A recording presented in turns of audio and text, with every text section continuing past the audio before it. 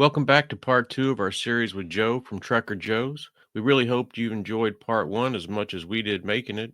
Get ready for more hiking adventures with Joe. His recommendations for a must have piece of gear and his selection may surprise you. And no episode will be complete without a safety tip. So lace up them hiking boots and let's do this.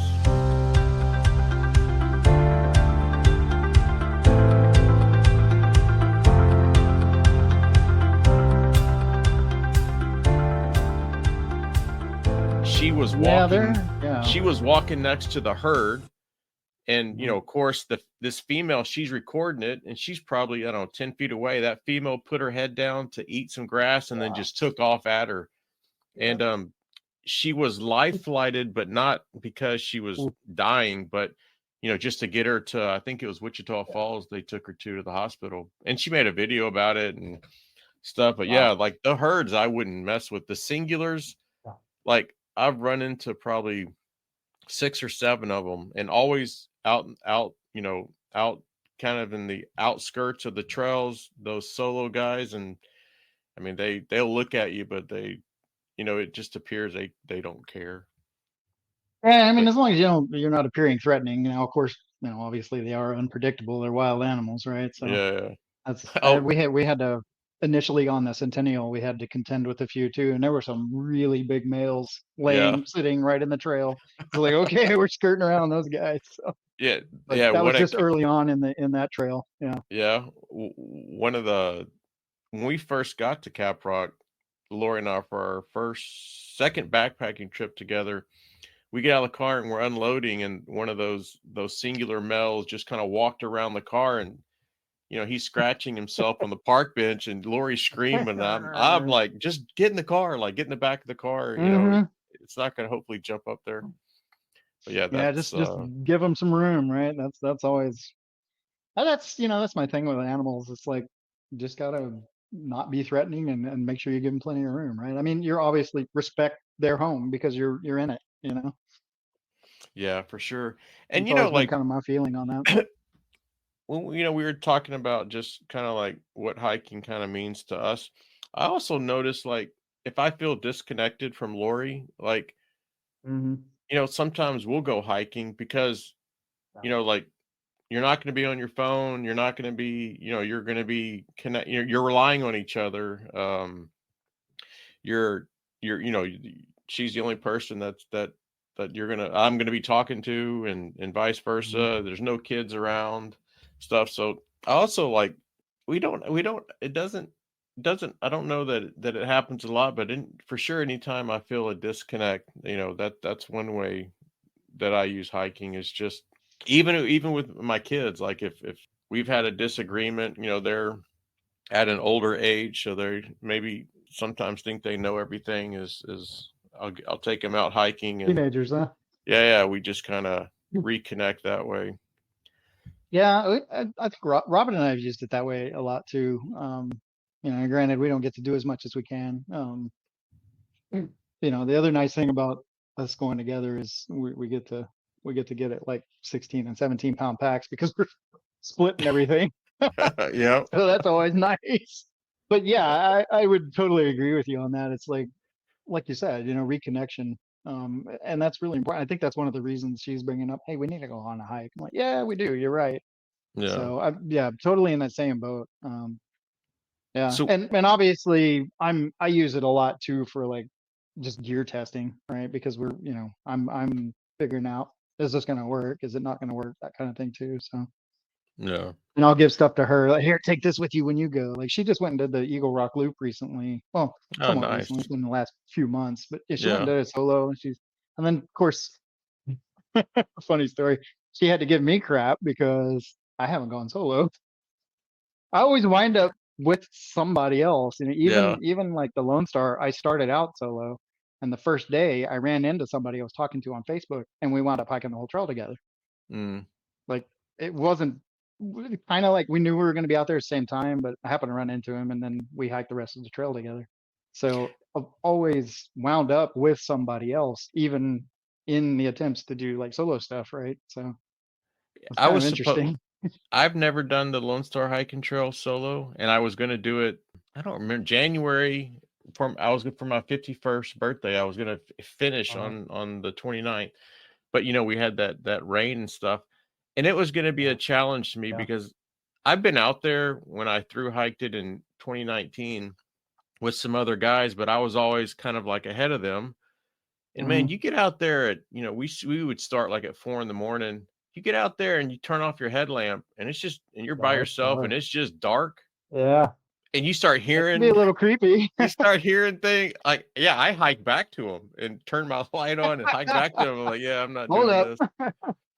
But night hiking, I don't mind so much, but it can get kind of creepy. I mean, there are times when I'm like, all right, turn my light on, bright.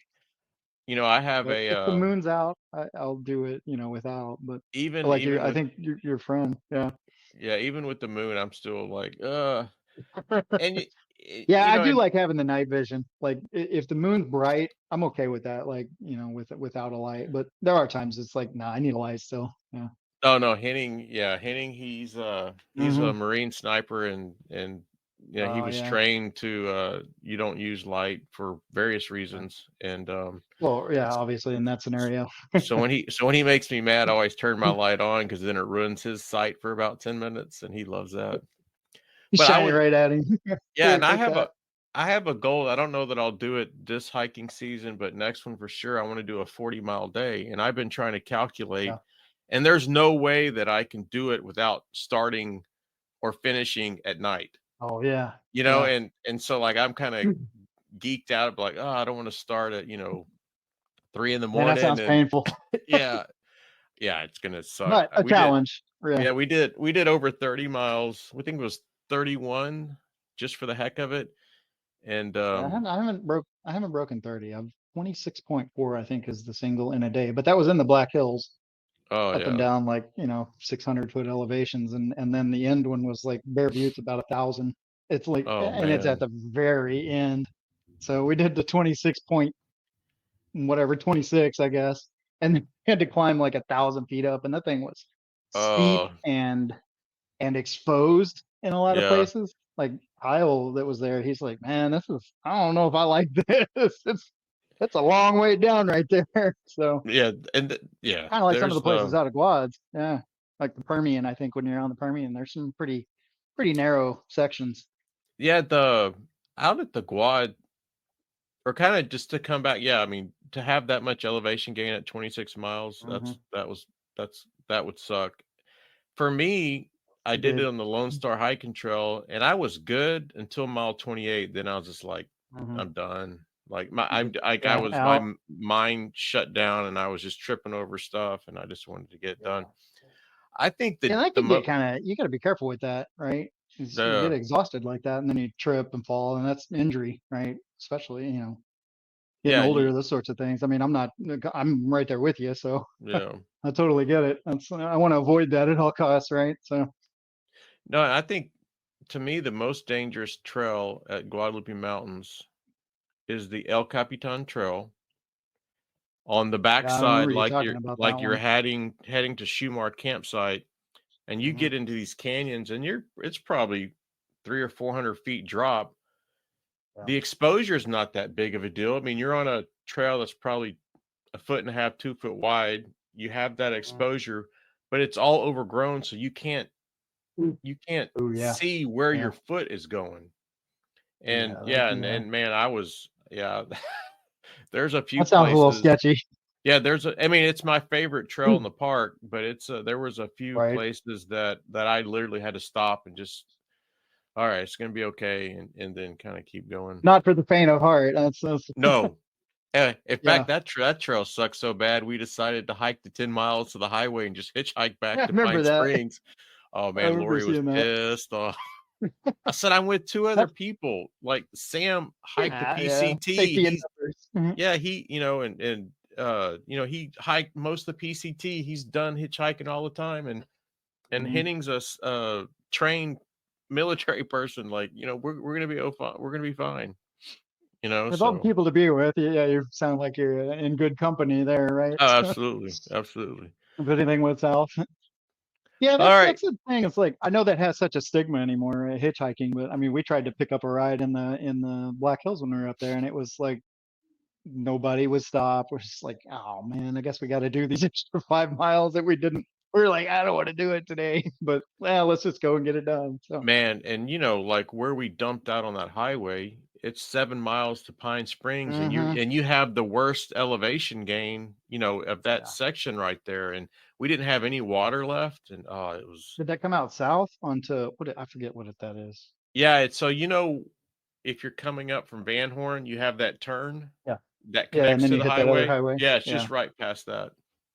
Oh, okay. Yeah. Yeah. Yeah. I know what you're talking So about. we knew, like, when we dumped out there, I'm like, okay, all the cars that are going to be passing us are going past Pine Springs. hmm We're here at a national park, so hopefully, the only thing is that there's three of us. Maybe somebody would be like, oh, I don't want to pick up three Yeah. people, but the Yeah. guy Yeah. did, That's and I know.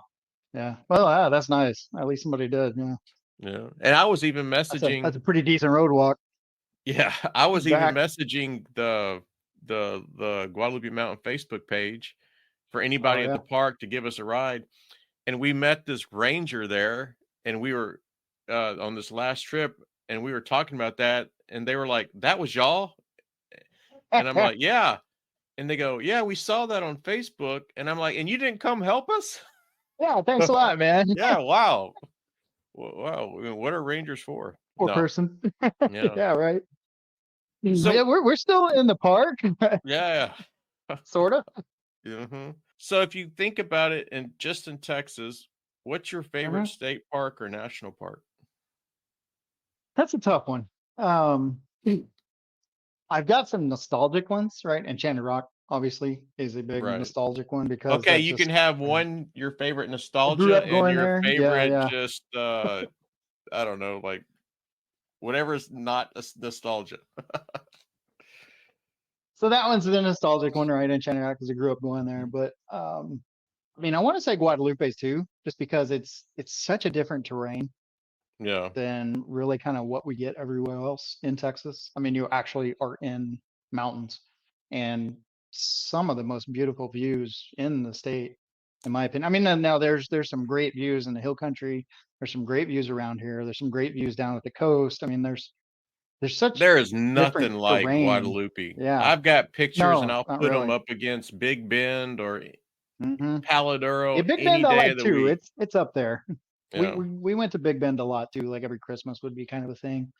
But it's up there. But I like the remoteness and the ruggedness of the Guads. Now sometimes I get like, oh, man, I got to carry all this water again. But Yeah. having said that, it's a challenge, and I like the challenges, and I like getting out there and challenging myself. Like getting a little overzealous on mileage, like, oh, we can make that. And then, oh my gosh, it's 3 hours after dark and I haven't made it to camp yet. So it'll teach you lessons and humble you Oh yeah, pretty well out there. she will put you in hmm your place. Yeah, with a quickness. Yeah. Mhm. Yeah. And just all of that. I mean, now I know it's not actually part of the park itself, but the Lincoln National Forest above that too Man, is we is drove through really, to get really to pretty Dog cool. Canyon. I pulled hmm off the side of the road because I couldn't imagine that this is. I mean, it was beautiful. Like there's a Yeah. If canyon that you, you drive next to, and it's yeah. incredible. Yeah, it really is.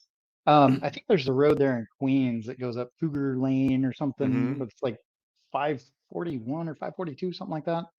And it's a gravel road for like, I don't know, 10, 15 miles, 20 miles, and it'll take you back up on top. That's a really cool drive. There's some really nice views up there. The Vista, I think it's a Vista viewpoint or something like that. No, But you get up in there and there's a circle just at the end, and you're actually like right on the GRT, the Guadalupe Ridge Trail that goes right through that parking lot. So I need to it's do that pretty neat trail. up in that That's area. that's That thing, I've got a love-hate relationship with that thing. Have you done it? Yeah, I did it. Actually wound up doing that with Kyle. That was Kyle and I's first hike. And man, you talk about overgrown. That No, is that's probably one of my toughest hikes I've done anywhere, no.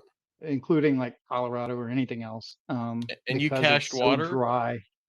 We cached water in a couple of places, but there's a spot there where you have to rely on, I think it's Aqua Dulce. Mm. It's a couple of cattle tanks that are out there just out in the middle of nowhere. Um, Oh, crap. and we relied on that, but we came down the mountain, like the last part of that coming down to that, if you're going from like north to south, there's a section there where it's about 900-foot descent or 1,000-foot descent, Yeah. um, kind of straight down a mountain almost. And there's no trail to speak of out there, really. I mean, Guadalupe Ridge Trail, I'm doing air quotes Yeah. for those that can't see, but yeah, it's a lot of that trail. Now, you do get to a part where there's some Jeep and ATV kind of tracks and stuff like that, but a lot of that trail early on, once you pass like Carlsbad Caverns Yeah.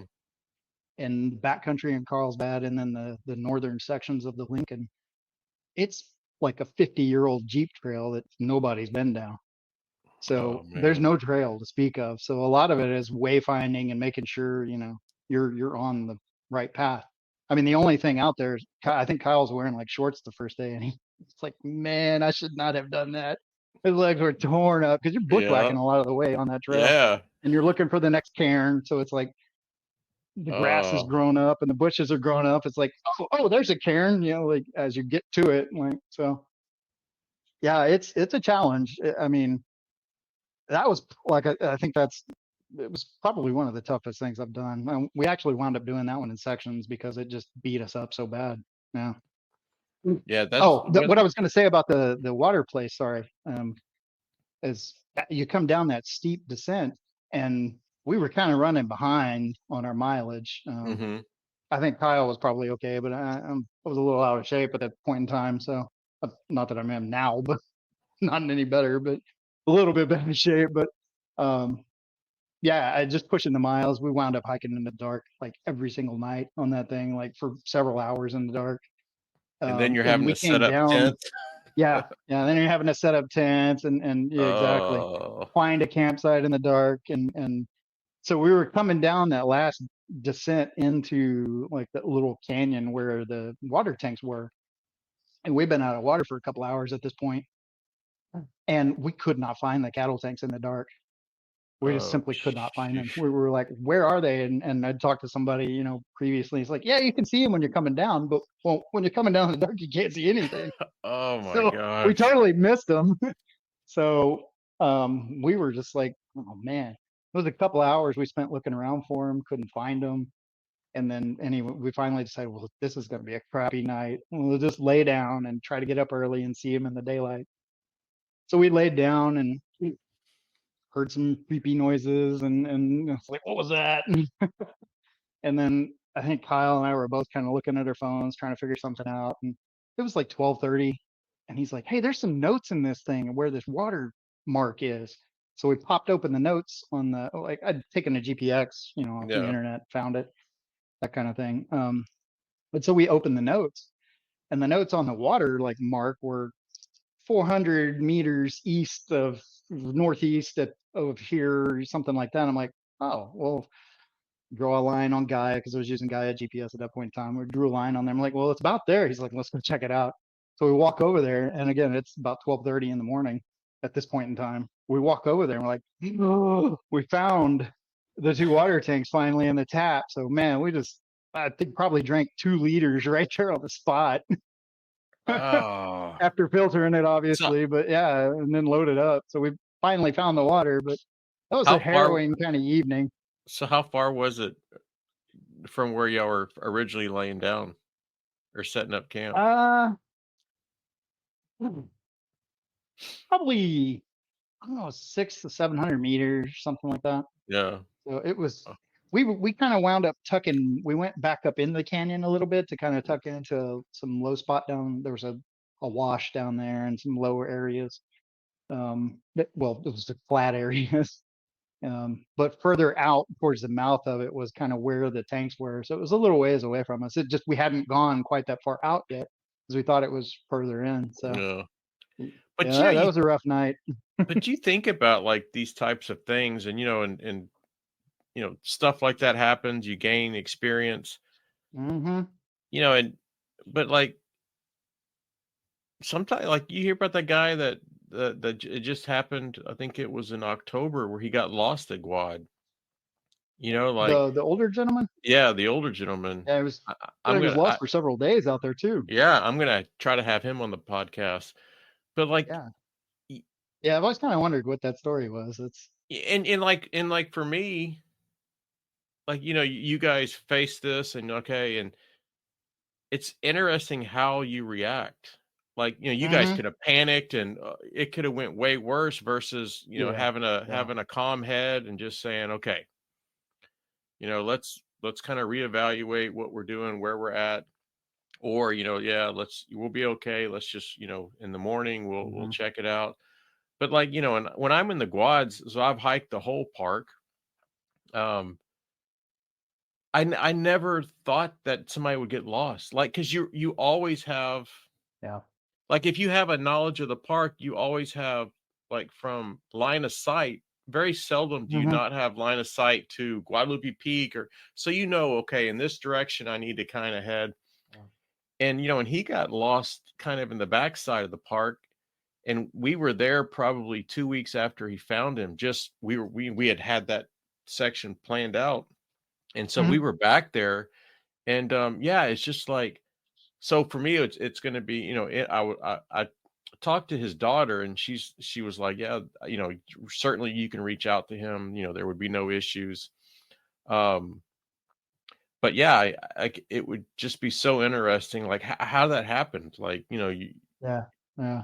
did you not have like an app? Did you, your phone, stuff like that? Because yeah, it kind of floored me that especially out in that section, that would happen. And yeah, man, I was worried. Yeah. No. That's like those decisions, right? They start. They impact your next decision sometimes, and the next one and the next one. So I mean, it's it's that's one of the things that I've always tried to like. And I think even my hiking buddy Todd, run out of water a couple of times out in the quads, not intentionally, obviously, but it can No, happen, and it's not a great feeling.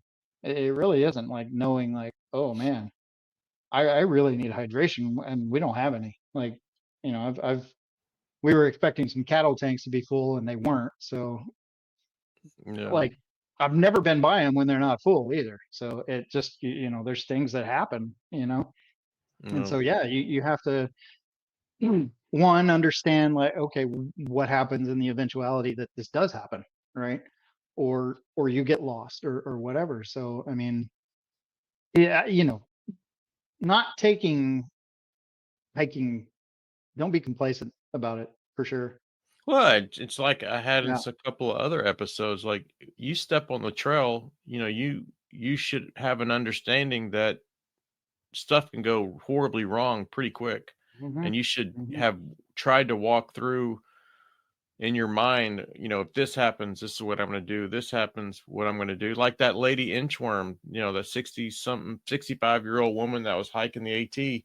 She stepped Oh off the yeah, trail to use the several years restroom, ago. and they Yeah. found her, they found her 3 years later, she had passed away.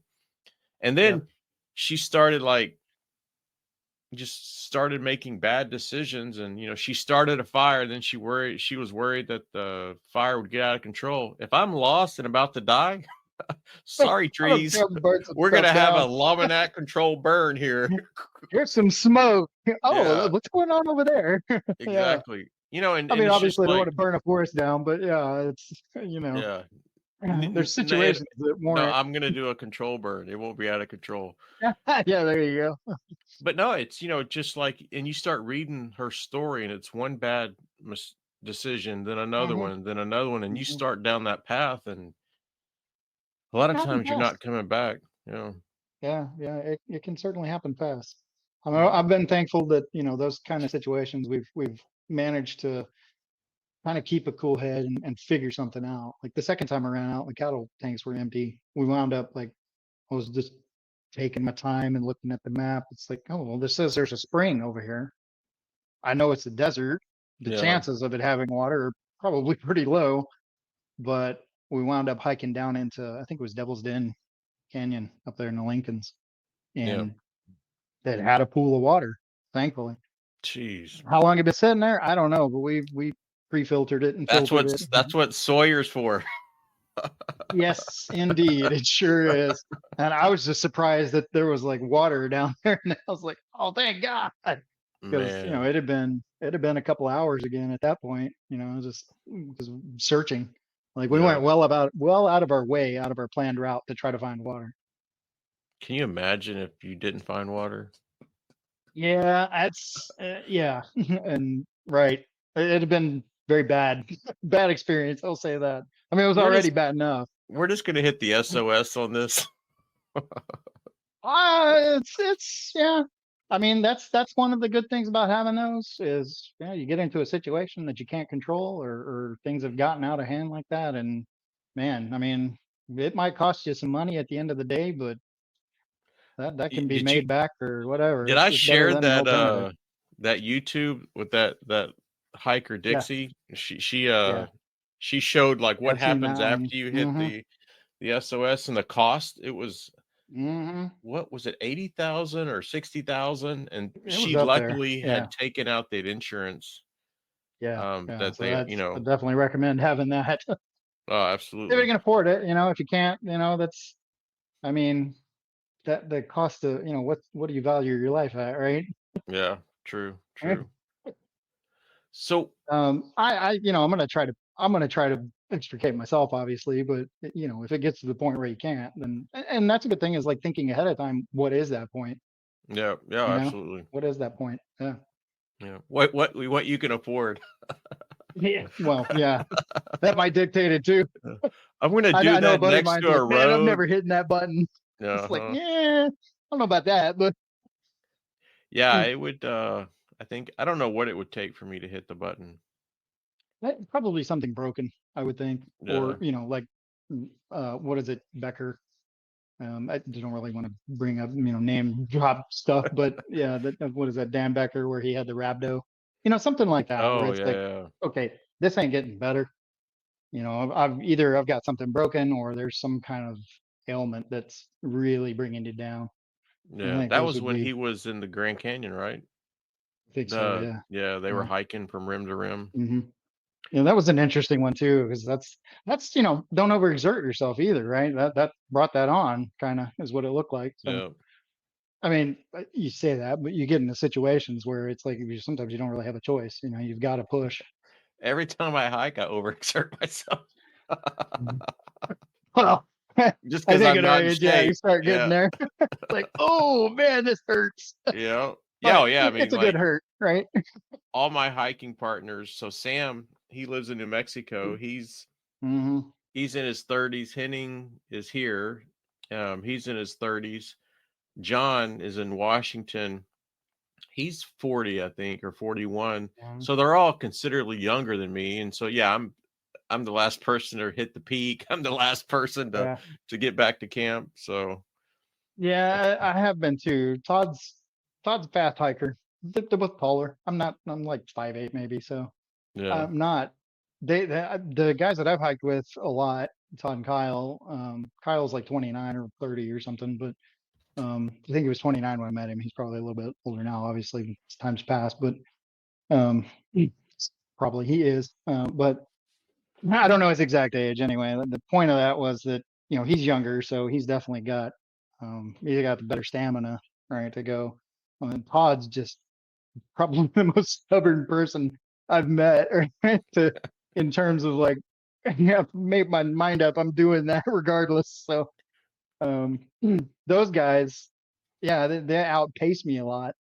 But and that was one of the funny things on the Centennial. It's like, man, this dude keeps following us back here. Like, like this guy's he's persistent, but he's back there. He keeps following us. So it's because they were always outpacing me. So I'd be at the back of the pack.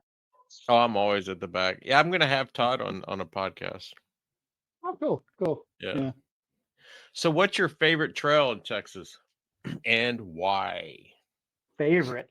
Mm-hmm. Man, that's a yeah. I gotta think about that one. I think in terms of challenging, it was the GRT. Yeah. But if we're talking like just in Texas, because that kind of spans New Mexico too. I really like McKittrick.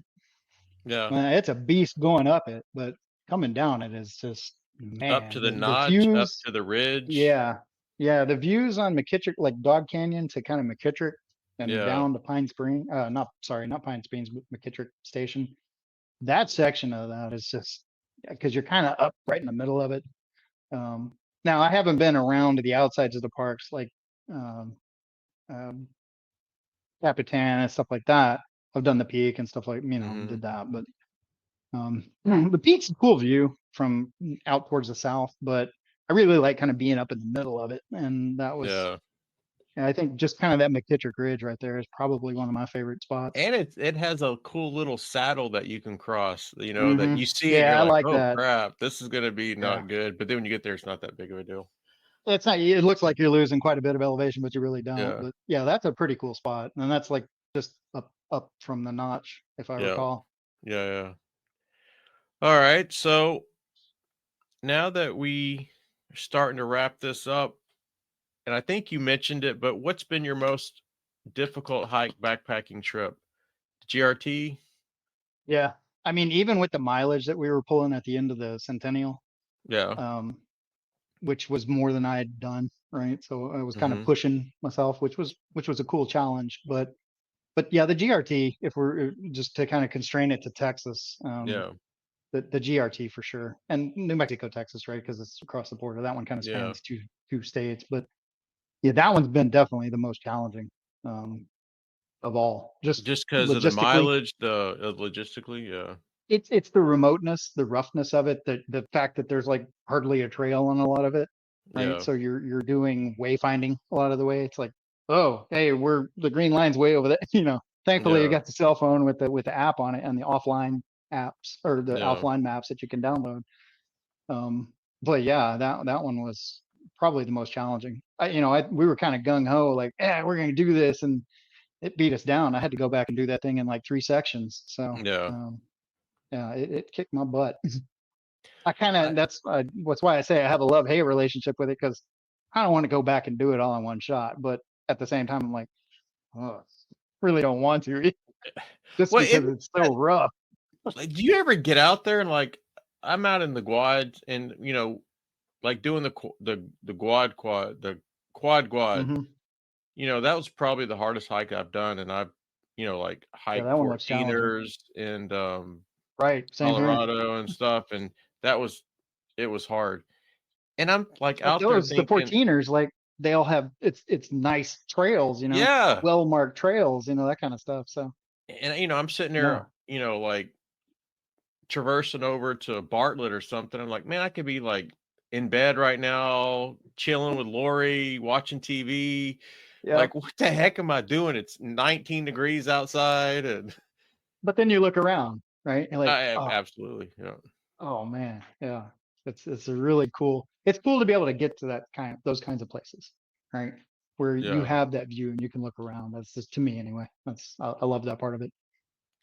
Hey, I'm trying to think that the quad is probably the hardest hike that I've ever done. Yeah, I've kind of had that one in the back of my mind. Like I kind of want to do it, but I don't know. I feel like I need to be in a little bit better shape to try to Uh, knock that thing out in a day. Mm. yeah, shape wise for sure.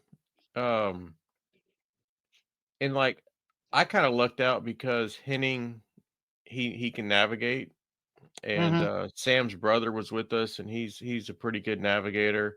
So I let them Yeah, kind I of, can do that fairly well myself, but yes, Sam and I, I'm we definitely not.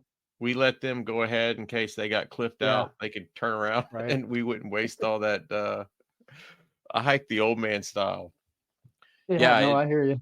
and some You people young just kids go got, figure it out. yeah, some people just got cliffed out there right before that gentleman got lost, and they had that rescue for him. They had a rescue out Hmm. there, and I think it was some kids that were trying it, and they got cliffed out, and they couldn't get up and couldn't get down, and they had to Yeah. call for help. Yeah, that's crazy. Yeah, there's definitely been a few instances of that. That's in Devil's Den Canyon, right? Unless I think this might kind of go into kind of what the next piece of this, and so maybe I'll just save it for that if you want to ask your question. But there's Todd and I tried to get out. We tried to get a escape vector, right? Or just understand that that's okay. We've got water now. We're good, right? And I'm talking about the time when like the second time I ran out of water out there. So we were looking like, how can we extricate ourselves? How can we get out of here, right? No. Yeah, there might be a little bit of private land, but I think if we cross it to get to the road, then okay, it's I obviously don't want to suggest traversing across somebody's land, especially out there. But in a situation where you're trying to get out of something or solve yourself, then I'd rather ask forgiveness than maybe permission at that point in time. Right. But we got to a point where it said there was a trail on some of our mapping software, but it was not a trail. There was really, and it was starting to get a little sketchy. And it's like, okay, we got to turn back, man. I don't want to be, I don't want to be the next person on the news, that kind of thing. If we can help it. No. And so, we actually wound up backtracking all the way back out of that canyon, back up to like up top. Oh, And so, man. yeah. And luckily, hiking buddy Todd had a friend that was a few hours away, so he came and picked us up. So, which was really cool of him. But I think I still owe him some bags or something for that. Yeah, I'm like, man, I'm gonna give you something for this just to repay you. But yeah. Oh, that's crazy. Yeah, it was pretty wild. I mean, we had water at that point, so we probably could have done. The reason we decided to bail out of that was the next day was going to be like 90-mile-an-hour winds, and yeah, and we were going to be on some kind of stuff that was unfamiliar, not necessarily a trail on some of it to get back, but that wasn't inside the park either. But yeah, we were like, yeah, don't, again, it was a safety decision, at that point in time. It's like, I don't really want to be out on that ridge in 90-mile-an-hour winds and then, scrambling down something, where we're, so it's just making those decisions, right? It's, what's going to be the safe thing to do here. Yeah. Have you done El Cap Peak? I have not. I haven't actually been out there. Oh, you got to do that. I don't want to, but yeah. I'll have to go check it out. All right. So the next question. So Henning came up with this idea. We were out, I think we were climbing, and he's like, "Oh, in your podcast, you need to, have the guest kind of talk about or what's their favorite piece of gear." So Joe, what's your favorite piece of gear? Like if I'm a new hiker backpacker, what piece of gear are you gonna sell me that I need to have? Let's see. I mean, overall, what is my favorite piece of gear? Not to be self-promoting, but I mean, the water bottle sleeves it's a big game. It definitely is. It just makes it more convenient. No. And they're designed for the smart water bottle. So if you're running something else, then, it might not work out. But other than that, like if we're talking just overall something, I really like to try to get things that are multifunctional. Yeah. So if I can use it for multiple things, that's kind of where I try to target a lot of gear. So I mean, overall, that's a hard question. So Hennings was a buff. Yeah. My piece of gear is the water shoulder holder. Yeah. And you got to come up with one. So okay, so while I will say this. No, I will say this. I think I know. Okay. My favorite piece of gear is the Zoleo, to be honest. Yeah. Because I've been able to use that in situations to find information out from maybe somebody back home with the satellite communication. Okay. So that's been very helpful for me in a lot of scenarios, in a lot of situations. Yeah. Okay. So that And brand just having that. Well, that brand specifically, yeah. But I mean, any of the satellite communicators, I think. I mean, one, you have the security of being able to get help if you need it, right? It allows you some communication where in places, with the satellites that especially like the quads, for instance, right? There's places you don't have any cell reception at all. So it's, to me, that's been like very, very helpful. Yeah. And also, like, don't just have it, know how to use it. Yeah. Test it out beforehand. I mean, I did everything like, I think when you buy one, it gives you there's a way to test the 911, test the SOS stuff. So, I mean, make Yeah. sure you go through and do all of that stuff. Yeah. Test it out. Make sure Pretend you've that got you the don't latest have updates. cell service and Exactly. what's going to happen Exactly. and all Yeah. that Know stuff. how to Yeah. use it. Yeah. All For right. sure. So the That's next that one. question I think is probably one of my most important questions that I ask all the guests. Is just if I was a brand new hiker backpacker, what is one piece of safety advice that you would give me if I was starting this journey? Yeah. Yeah. I mean, I think as we've talked about, like this whole thing, we've talked about these different scenarios, right? You get into scenarios, and sometimes it's things you can't control. You get outside of things you can't control. I mean, obviously, you want to start out doing things as much as you can under control, right? Yeah. But those situations do arise, right? Don't Yeah. think they don't. That's the biggest thing, I think. And so, with that being said, you getting into those situations, I think in my mind, it's know how to use a map and compass, take an orienteering course, right? Yeah. Understand how to navigate and get out of somewhere if you have to. Um, Modern technology is great. It's amazing what it can do. You can see 3D maps of stuff, but that stuff can fail too. So, having the analog way to do that or knowing how to use it is, I think to me, you know, you can get yourself out of situations if you need to. Yeah, and you If you could can, drop right? yeah, you could drop your phone in the water. You could Yeah, don't have a yeah, charger. I was in the back yeah. country It's where too cold at night, yeah, right? where And your battery, it drains your battery. that happened to me in the Guads, and I have a video about it. Where that Oh, guy got lost, I forgot my hat. I forgot to charge my phone. I forgot my yep, charger for my phone. yeah. No, I had my phone. I forgot the charger. I forgot to charge my phone. I forgot the charger. Didn't have my hat. And I didn't have a spoon. I forgot. And like we're day hiking, and it was going to be a 16-mile day, and I don't have any of this Hmm. stuff. Not a cloud in the sky. Oh man, I was uh but yeah, and and it's not very difficult to just print out a map. Like you can there's so No, many yeah. I always there's have so a paper many map backup. yeah, there's Yeah, so many ways to there's so many websites or apps where you can go and you can yep, download that section and print it out and it's like yeah. and one previous I think that I did one on hiker safety, and like I play a game on the Lone Star hiking trail first off because I know the trail so well that Hmm. like I have an idea where I'm at. I'll start hiking and I'll kind of calculate like how fast I've been hiking or what roads Yeah, I've crossed. And then on the map, just kind of pick where I think I am and then look at the phone right. and, like, oh, I'm there or I'm not there. And try to use sometimes I just use um, landmarks that I've crossed because I know the map because I've Hmm. studied it before I Hmm. started hiking. Or sometimes I use like what miles per hour I think I'm at and don't use the landmarks and just yeah and Right. just play around with Just that try and to just gauge play a it. little Yeah. game. Yeah, yeah.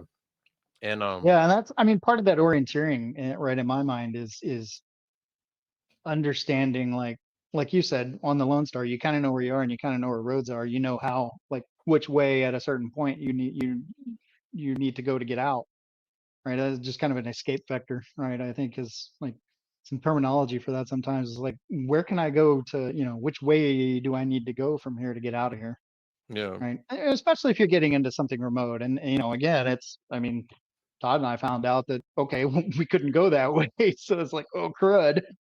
Things yeah. things can go south, real easily. So yeah, I mean, to me, just being able to and I mean, learn it and practice it, but have a basic understanding of how to use a topology map and a compass. In my mind, I mean, Yeah, that's and I it's it could like you save don't yourself a even lot of headache. Yeah. you don't have to be an expert. I'm by far No. not an like I No. can't even hardly spell map, but just going out Yeah. there every Sunday and playing that game, it really helps me to kind of like to get in tune with these types of things and if something did ever happen I would feel comfortable. I wouldn't panic, and I would be able to, I think, get myself out of the situations. And I started doing a little bit of that in the quads too. Just, I have the map, I have my phone, the map, and just get on a trail and just kind of start, because it's a lot different when you start to have elevation, your miles per hour and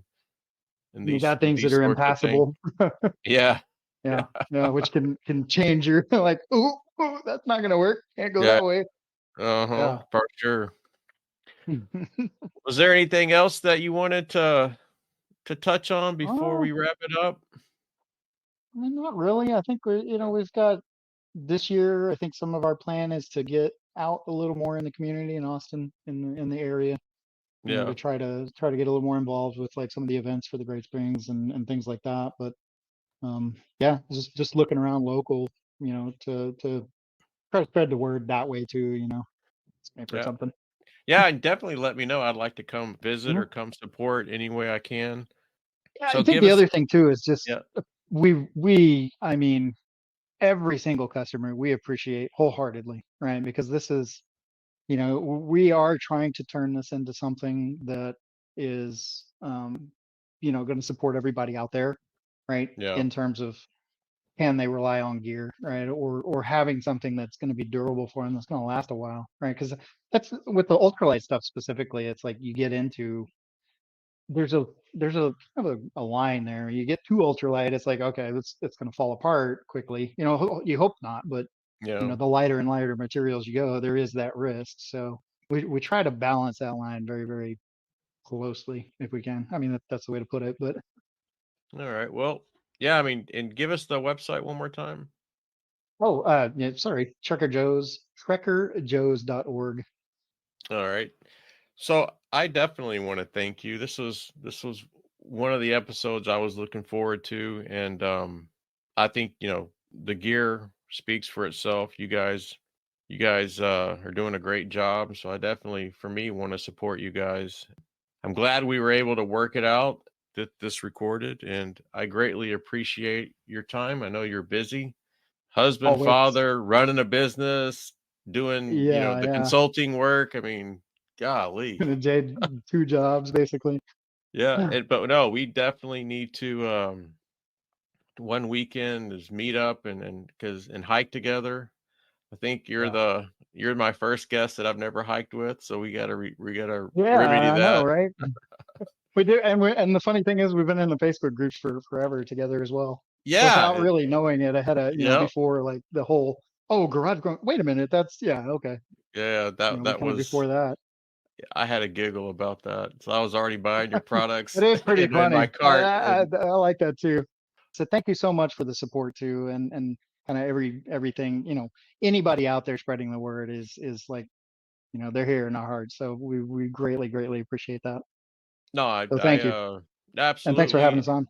Oh yeah, absolutely. And like again, you can't guys keep it up, and I'm going to support you as much as I can for sure. Thank you, thank you. That's really Well, cool. we are going to wrap this up. I want to, Joe, thanks again for coming on. I'm glad we were able to work this out, and Yeah, I finally got the schedules lined up. that's right. Thanks So for hey, thanks man, for. I've had a lot of fun. It's been good talking to you. So yeah. appreciate it. So all right, well, have a good one, and to all the listeners, get out and enjoy this upcoming weekend. Hopefully, you're outdoors or enjoying your hobbies, and have a good one. Later. Yeah, take it easy. Have a good one. Thanks a lot.